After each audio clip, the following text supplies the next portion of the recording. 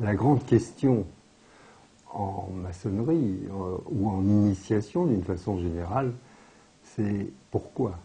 Pourquoi voulons-nous nous initier?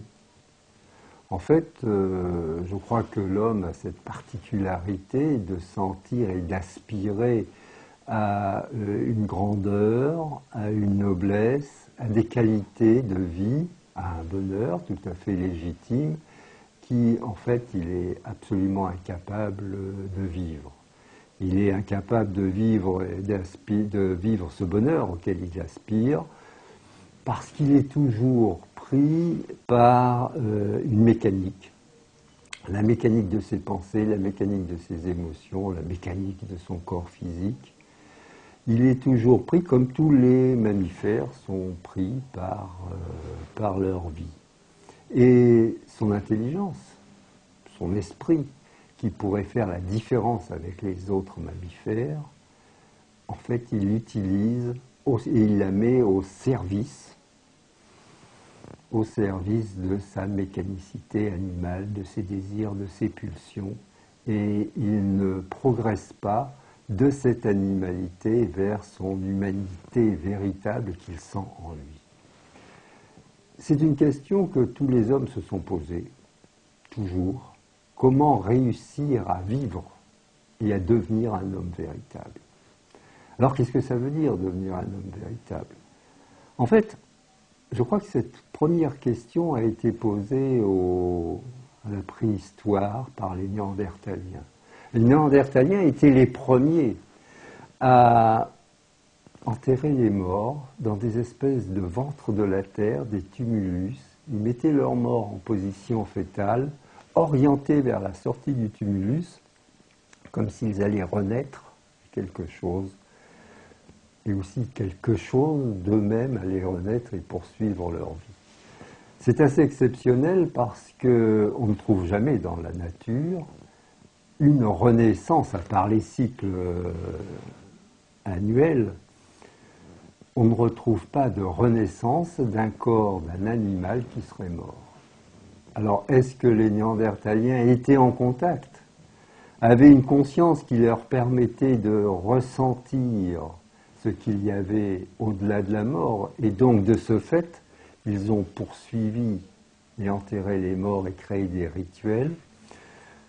C'est possible. En tout cas, ils ont vécu avec l'Homo sapiens pendant 35 000 ans. Et ils sont disparus de façon assez mystérieuse. L'Homo sapiens était un homme plus intelligent, plus souple, plus mentalement structuré, et probablement l'Homo sapiens n'avait plus cette sensibilité de l'au-delà.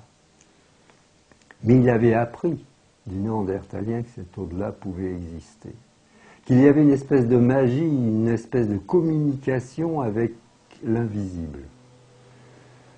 Et l'Homo sapiens a commencé à chercher comment rentrer en communication avec cet invisible. À partir de là, il y a eu probablement deux branches. Une branche religieuse, où il suffisait de croire en l'invisible, et une branche initiatique, où l'homme, tel qu'il était, avec son incapacité d'avoir une conscience plus ouverte, apprenait comment acquérir cette connaissance. Et ça, c'est toute la voie initiatique que l'on retrouve à travers toute l'histoire de notre humanité.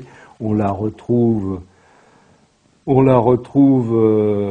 à Babylone, on la retrouve chez les Perses, on la retrouve chez les Égyptiens, chez les Grecs, bien sûr, où l'initiation était tout à fait officielle. Chaque ville-cité, chaque État-cité avait son initiation, qui formait les intellectuels, qui formait les magistrats, qui ouvrait l'esprit de ceux qui s'y intéressaient. À Rome, avec certaines déviances, on commençait à arriver à la croyance et à la superstition plus qu'à l'initiation. Et petit à petit, avec le Moyen-Âge, nous avons sombré dans la superstition et la croyance pure. Malgré tout, le chemin initiatique s'est propagé à travers les constructeurs de cathédrales qui étaient au service de cet invisible, justement, Et les constructeurs de cathédrales, au moment où ils se sont éteints vers le XIIIe siècle, ils ont commencé à s'éteindre vers le XIIIe, XIVe, XVe siècle, ont retransmis leur savoir au reste de la population avec la maçonnerie moderne qui est née en 1717. Donc il y a une filiation continuelle de cette connaissance initiatique. Quels étaient donc les grands problèmes que nous ont soulevés? Alors on pourra éventuellement revenir sur ce problème des initiations à travers l'histoire, car ils sont passionnants et on les retrouve encore actuellement. Par exemple, dans l'initiation mitraïque, Mitra est né d'une étincelle jaillie d'une pierre. Et on voit bien que les francs-maçons recherchent la lumière et se considèrent eux-mêmes comme la pierre. Donc il y a vraiment cette continuité. Mais Mitra avait ceci d'extraordinaire, c'est qu'il était capable à main nue de maîtriser un taureau. Or, on retrouve chez les Japonais et chez les Chinois le désir de chevaucher le tigre ou de maîtriser l'animal. C'est bien sûr déjà un langage symbolique. Ce qu'il convient de maîtriser, c'est notre animalité, le taureau qui est en nous, la force brute qui est en nous, pour laisser s'exprimer le fond de l'âme humaine qui fait notre différence avec justement l'animal. Et pour arriver à devenir des hommes, il faut maîtriser notre animalité. Et on retrouve ça comme fondement de toutes les initiations. À toute initiation, il est proposé, à tous les initiés, il est proposé de commencer par maîtriser son animalité, ou tout au moins sa mécanique animale. Quand je dis maîtriser, ça veut dire qu'il ne s'agit pas de la détruire ou détruire l'ego, il s'agit simplement d'en être conscient et de ne pas suivre ses pulsions. On retrouve ça d'ailleurs dans le bouddhisme, on retrouve ça dans l'hindouisme, on retrouve ça dans le confucianisme. Il est partout et de tout temps question de cette maîtrise et de se guider soi-même.